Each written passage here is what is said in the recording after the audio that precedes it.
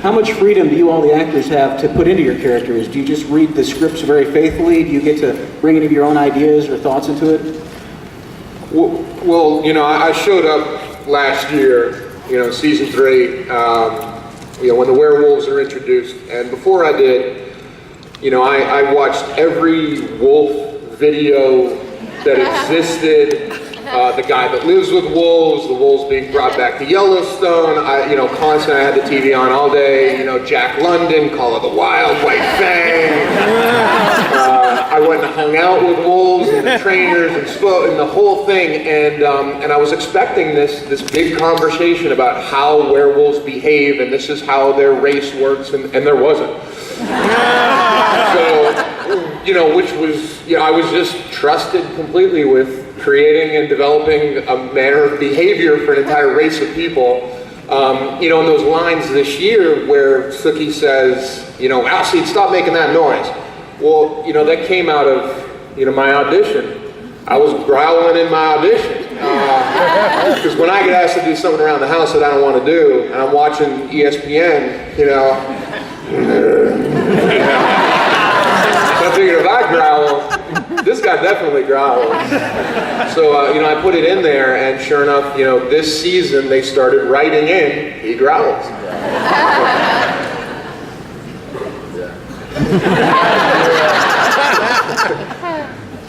Can I say something about what he's doing this season too?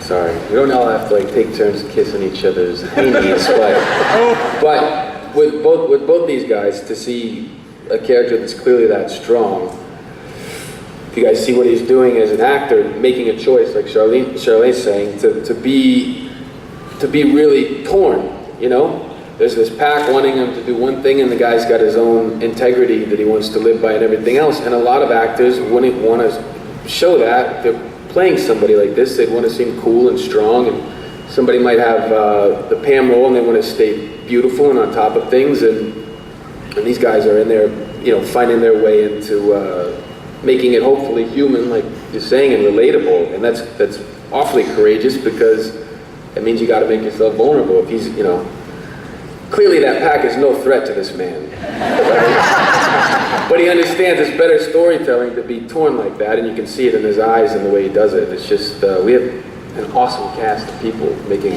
big choices.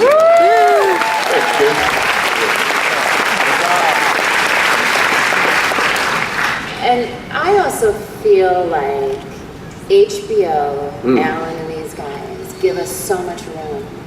Because I haven't experienced that before. And, where they cast you, send you the script. I mean, to the point where it says in there, in parentheses, will be in Swedish above my line. And I'm like, huh? And nobody calls to help me or offer me a voice coach. They're like, she'll just speak Swedish on the day. I mean, we get so much room. And you kind of show up and the directors and everyone just say, all right, well, let's do it. And then they come out and, but dial it up or down, like they're kind of the volume now, the directors for me. But, it's incredible to have that much freedom and space. And for Pam, in answer to the question of how much do I add or contribute, really I feel like, oh my God, that's so good on the page. I mean, it comes to me really good, which is also unique. I've had a lot of things come to me on other shows where I go, oh my God, I do not know how I'm going to make that work. And I used to have a rule where I would just put food in my mouth and be eating when I couldn't make a line work, but I can't do that for Pam. But I haven't had to do that. So I just feel I have this huge, right? You can just drain some random person into a random every single minion. role.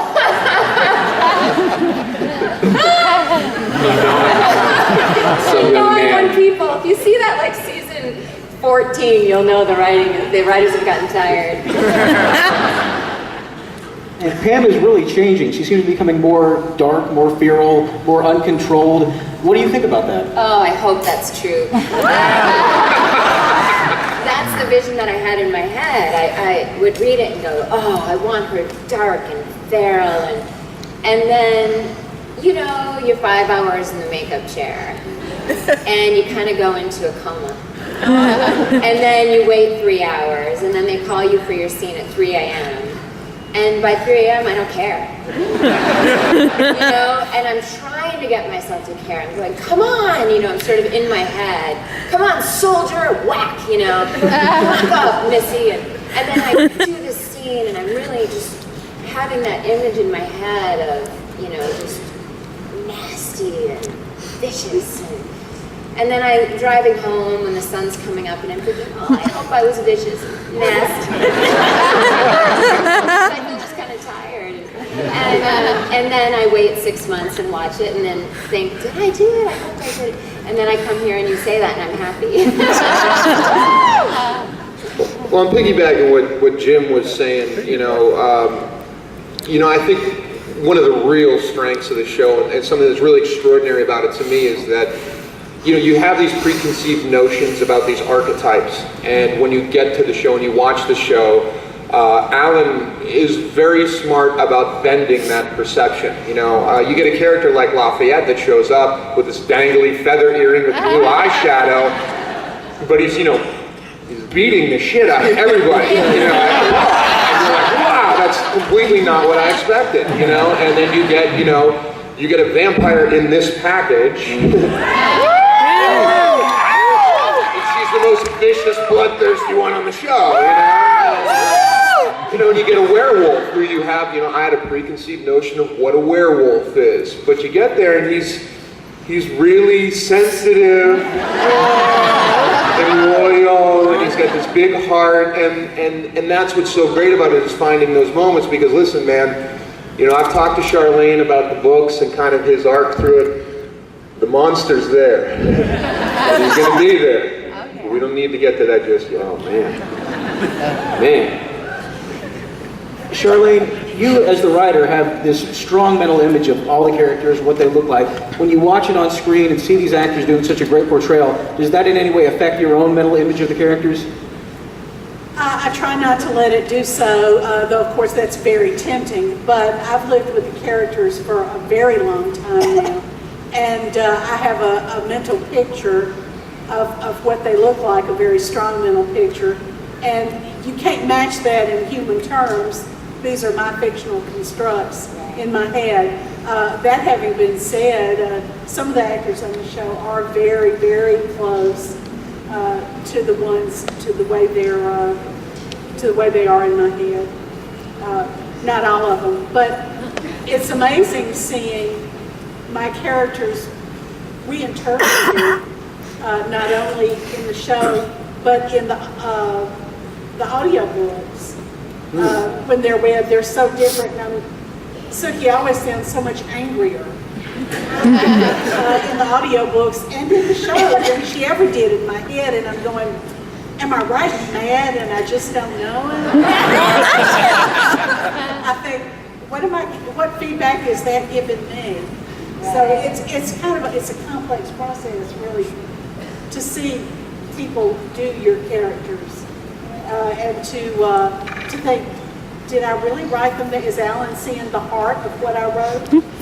Or is he just going off on something? And Joe, you were watching the show before you were actually on it. How do you go to a show and just say, you know, I think it'd be perfect for the part of Alcide, and then you get that part? Well, I have to thank the fans.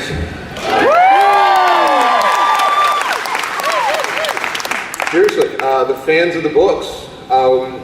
They were blogging online and kind of, you know, fantasy casting all of the characters who showed up throughout the books. And I think this was right after season 1 ended. So, you know, only really vampires and shapeshifters had been, you know, had shown up. And they were blogging about, you know, this werewolf that shows up in book 3, and I thought, wow, you know, there's werewolves in this. This is great. I love werewolves. And they were posting pictures of me saying that I should play him when he shows up. And so I got the books and I read up on, you know, and I read the first scene where Sookie opens the door and it says she looks up and has to look up again. And there's this giant, dark-haired, you know, olive-skinned guy who's biceps were the size of boulders that she could do pull-ups on. And he worked with at a construction company, and I'm like, I used to work construction. So it was really interesting, to me to read that description and go, man, maybe this could happen. And so I started bugging my managers and agents, and I got in there, and from what I understand, they brought me in to read for Coot first because he was the first werewolf that was being cast, and I guess I came in and read for Coot, and the way I understand it, I walked out of the room and Alan said, I think that's Alcide. Wow. So they I guess they stuck my picture up on the wall, and there it sat for the next 2 weeks. And once they had the script for episode 3 done, they brought me in to read for it, and they gave me the part that day. So it really felt like the books found me, and I found the show. It really felt like we kind of met each other in the middle. So, and I'm constantly, I just want to say something. I'm constantly amazed when I go back into the books and dig in, because somebody brought to my attention, there was a blog that wrote that Alcide is actually a derivative of the name Hercules, of Heracles or Hercules, if you go back to Greek. And then he had this, that She knew that. I mean, divine inspiration, whatever you want to call it, because, there are parallels to that in the way that you play, I would play the character in season 3, because Alcide really felt like being a werewolf was a curse, and Hercules was cursed. He was also forced to carry out his tasks. Alcide shows up, has to carry out a task. He has the bodyguard for Sookie, so... Oh, I planned all that. Pretty deep. Joe, what I think is interesting is Alcide is such a physical guy. You very well could have gone into professional sports, but you chose acting instead. What is it about acting that fulfills you in a way that sports didn't? My dad was not happy about that. When you grow up in Western Pennsylvania and you're 6'5", 220 in high school, you can run, throw, dunk, catch.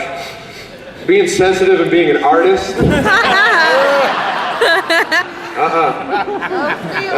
That's not okay. Yeah, go Steelers. I always jokingly say that, my father really wanted me to be an athlete, and I always jokingly say if he would have pushed me into ballet, I'd probably be the quarterback of the Steelers right now. But I don't know, there was just something in me from the time I was a kid. Funny enough, at the time I was a kid, I was obsessed. I would draw and paint monsters, like all day. And read Stephen King books, and and even Dean Koontz, Watchers, like the half man, half dog. I mean, I was obsessed with these books to the point where my dad took them away and hid them. And the story goes, it's funny. I used to go to church every morning because I heard the nuns would say, if you pray with all your heart, God will answer you. And so I would go to church every morning as this little kid at 6 in the morning, and I would pray that God would turn me into a werewolf. Amen.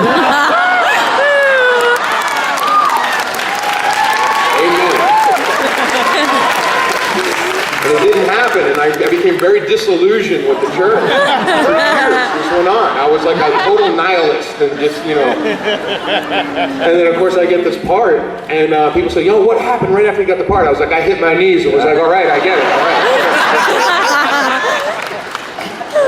There was always something like that in me. That's like the most concrete proof I've ever heard that there's a God. You know what I mean? It's like, please, God, turn me into a werewolf. I mean, is that that unbelievable? Right? Yeah. God loves you. God takes his own time. Yes. That's right. Yes. We got some audience questions.